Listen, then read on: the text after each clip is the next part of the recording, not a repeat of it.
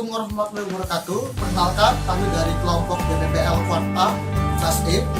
Di sini kami membuat sebuah aplikasi bernama Dapapko. Sebelumnya perkenalkan dulu, nama saya Anwar Rosidi, NRP 5113 100 180. Ya, nama saya Andre Zakari Renaldi, NRP 5113 100 144. Nama saya Firara Reva Aziz, NRP 5113 100 174. Dan hai, nama saya Aga Maulana, NRP 5113 100 065. Oke, selanjutnya saya akan menjelaskan gambaran umum tentang aplikasi yang telah kami buat. Aplikasi kami bernama Dapapko. Apa itu Dapapko? Dapapko ialah aplikasi berbasis Android yang kami rancang untuk membantu teman-teman di luar sana agar bisa belajar memasak dan mengetahui step-step memasak dan apa saja yang dibutuhkan untuk membuat suatu makanan agar menjadi lebih enak. Jadi, saya jelaskan sedikit tentang rancangan kami yang telah kami buat di DPPL ini. Jadi, garis besar sistem yang kami gunakan ialah kami menggunakan Android Studio sebagai program untuk membuat aplikasi ini, dan kami menggunakan database yang bernama Firebase. Firebase itu ialah database yang telah disediakan oleh pihak luar sana yang membantu kami membuat aplikasi ini menjadi lebih dinamis. Jadi setiap orang bisa mengupdate resep-resep baru tanpa perlu memasukkannya ke dalam sistem. Jadi cukup menggunakan Firebase yang sudah di hosting di luar dan akan menjadi dinamis. Selanjutnya, ini adalah arsitektur rancangan aplikasi kami yang kami bagi menjadi 4 layer. Pertama ada user interface, ada user interface management, business logic, dan system support. Seperti ini 1, 2, 3, dan 4. Selanjutnya kami juga ada menjelaskan tentang data flow diagram, aliran data kami. Jadi pertama user akan menginputkan judul resep atau memilih resep yang telah disediakan di list untuk melihat menunya. Kedua, user akan bisa juga memasukkan resep baru ke dalam sistem. Nanti sistem akan mengembalikan nilai berupa record resep untuk ditampilkan. Selanjutnya ini data flow diagram level 1, di mana dari data flow level 0 kami pecah lagi. Jadi di dalam proses itu ada satu buah proses, yaitu view, dan proses 2 yaitu menyimpan resep. Jadi kalau ini nanti akan judul resep ditampilkan di view, dia akan fetching dari Firebase, dikembalikan ke proses, dan dikembalikan ke user.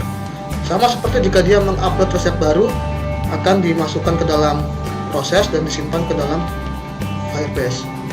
Dan level 2-nya adalah pecahan dari yang progres pertama, dimana di sini cuma kami pecah ada menu belanja dan masak. Jadi user bisa memilih atau dia mau melihat belanja dulu atau memasak. Oke, setelah saya menjelaskan tentang DFD level 2, selanjutnya saya akan sedikit menjelaskan tentang kelas diagram. Ini adalah sedikit rangkaian desain kelas diagram yang nanti akan dijelaskan oleh teman saya pada saat implementasi di source code.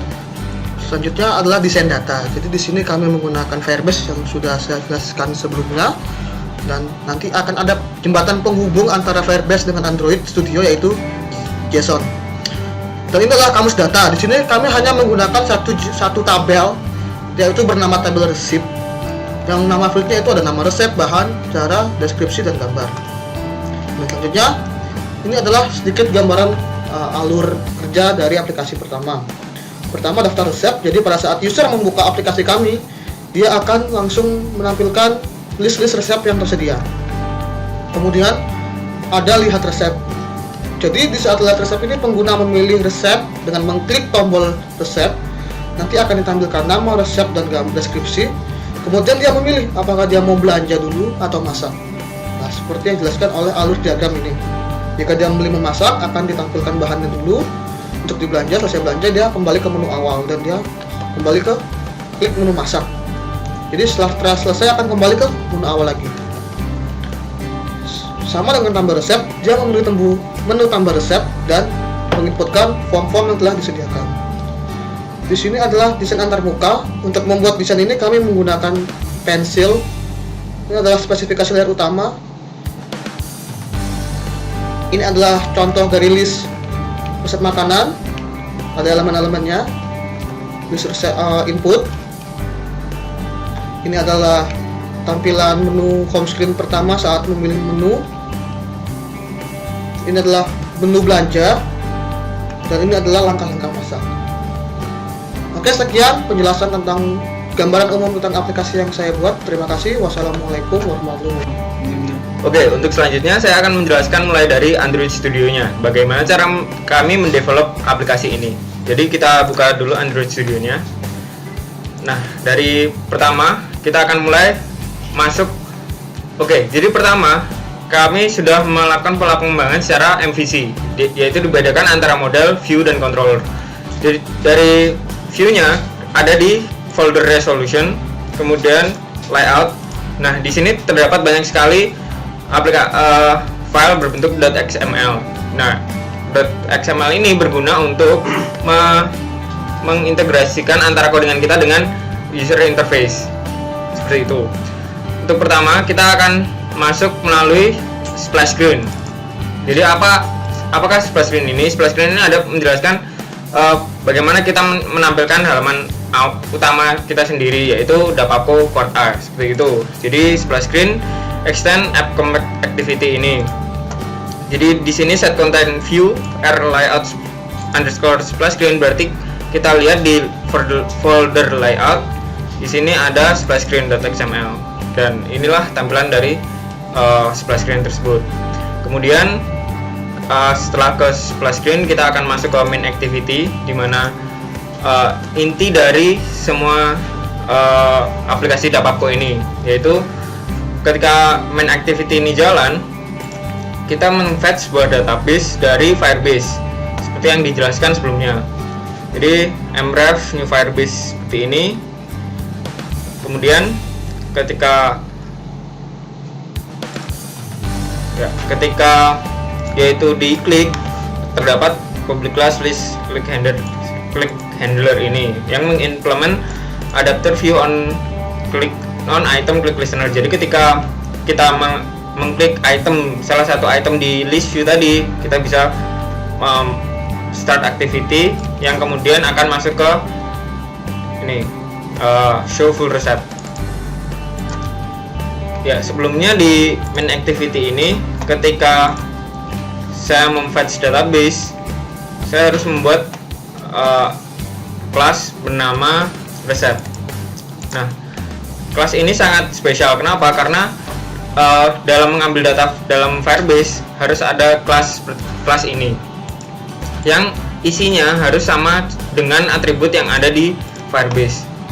Kemudian terdapat receipt list adapter yang mengextend Firebase list adapter, merupakan sebuah kelas yang digunakan untuk menghubungkan antara resep yang sudah kita fetch tadi dengan list adapter. List adapter itu seperti apa?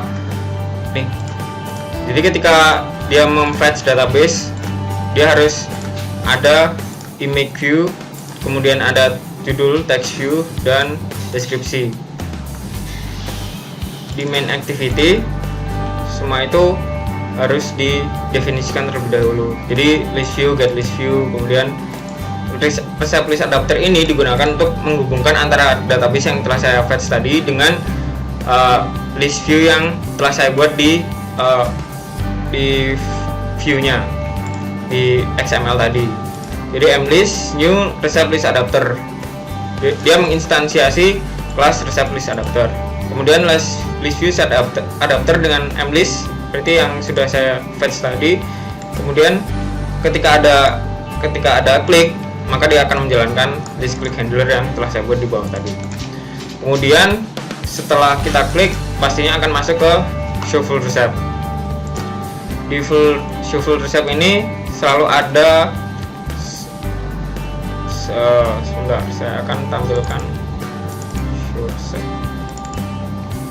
Nah, di sini ada image view, text, dan 3 button. Nah, sebelum kita menggunakan semua ini, kita tentunya harus mendefinisikannya terlebih dahulu di codingannya, yaitu ada text view, judul, text view, deskripsi, gambar.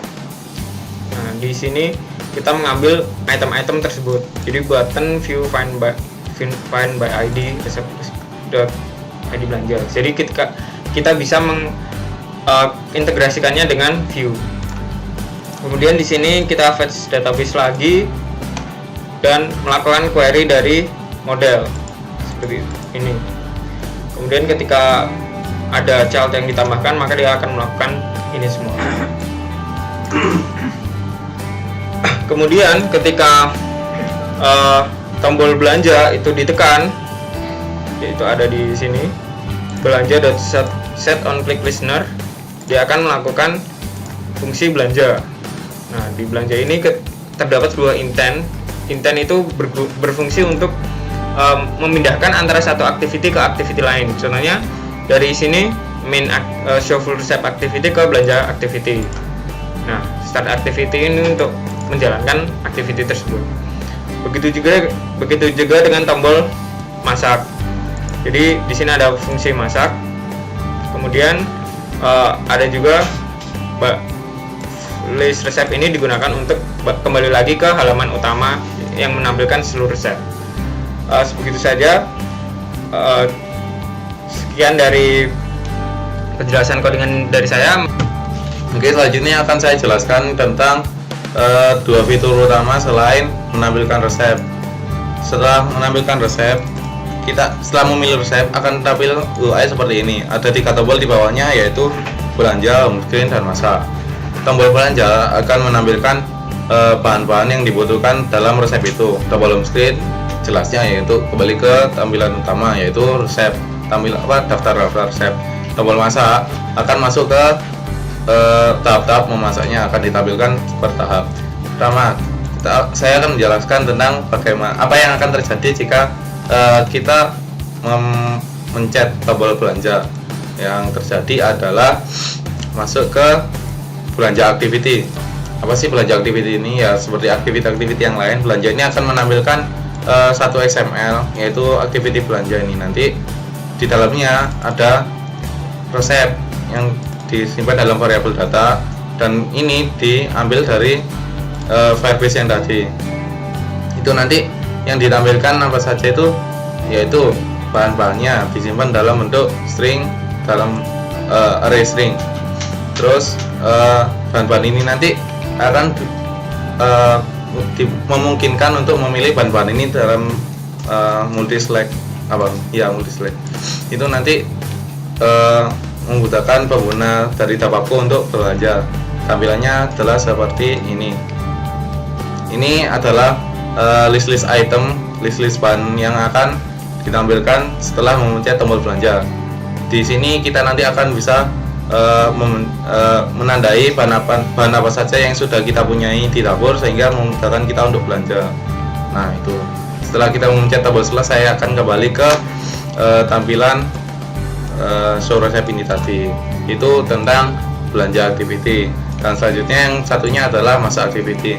Masak activity itu adalah satu fitur lagi yang lain selain belanja, yang fungsinya untuk menampilkan step-step untuk memasak.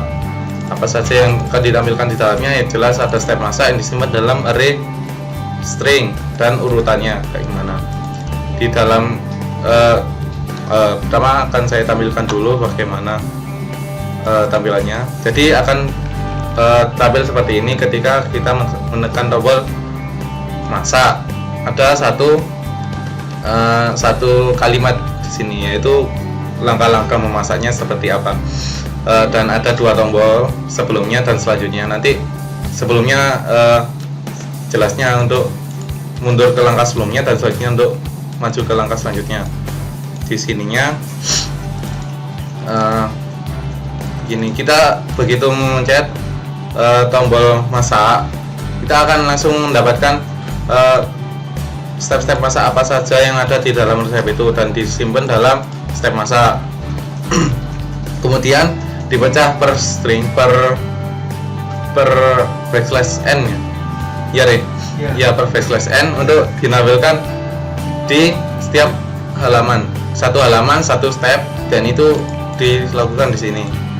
Jika urutannya sudah kurang dari 1, berarti jika urutannya sudah terakhir, maka akan tampil tombol yang akan mengarahkan kembali ke resep yang utama. Dan jika belum, akan muncul 2 tombol, yaitu sebelumnya dan selanjutnya. Itu saja sebenarnya dari 2 fitur utama selain menampilkan resep. Ya, sekian dulu dari saya. Nanti untuk jelasnya lagi akan didemokan oleh teman saya. Sekian, terima kasih. Reva. Sekarang kita akan lanjut untuk mendemokan aplikasi Dapapko yang telah kami saja. Ini halaman utama Dapapko. Nah, ini fitur pertama yang ada di Dapapko, yaitu menampilkan list resep, list semua resep yang ada. Kita langsung aja lihat mie goreng. Nah, di show resep ini kita menampilkan gambar, ada nama resepnya, deskripsi singkat. Nah, dari sini kita bisa langsung belanja atau masak. Kita coba untuk belanja dahulu. Nah, di fitur belanja, aplikasi ini menampilkan bahan-bahan yang perlu untuk membuat masakan yang ingin kita bikin. Di sini ada mie, kecap, bumbu mie. Untuk yang sudah kita beli bisa langsung dicentang. Kita centang semua. Dan untuk selesai kita kembali ke halaman resep. Selanjutnya kita mencoba masak. Di masak ini menampilkan tahap-tahap memasak satu demi satu.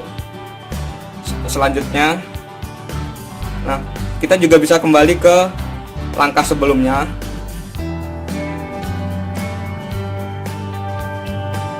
Jika sudah, kita akan dikembalikan lagi ke halaman lihat resep. Selanjutnya kita akan menjelaskan untuk fitur tambah resep. Oke, selanjutnya kita akan mencoba fitur tambah resep.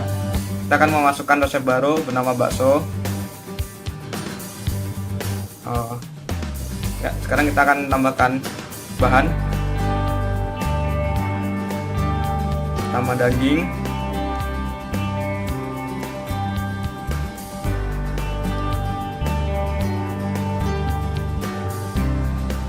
Terus kita tambahkan bumbu bakso, tambahkan air misalnya. Oke, lanjutnya kita lanjutkan, kita masukkan cara masak. Pertama rebus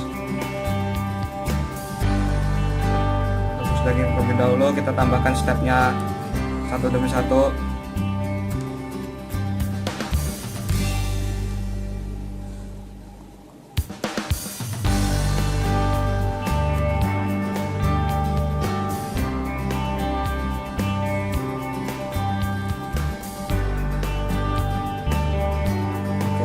Dan di tambah resep ini kita juga harus menginputkan gambar foto untuk makanan kita. Dan jika sudah selesai, tekan tombol submit. Pause. Kembali ke halaman awal. Terus kita kembali ke halaman awal. Nah, jika sudah, kita kembali ke halaman awal. Nah, ini resep baru yang baru saja kita masukkan, bakso. Kita coba masak. Ini semua step masak, belanja. Nah, ini bahan yang perlu kita butuhkan untuk memasak. Oke, sekian demo dari aplikasi kami. Terima kasih.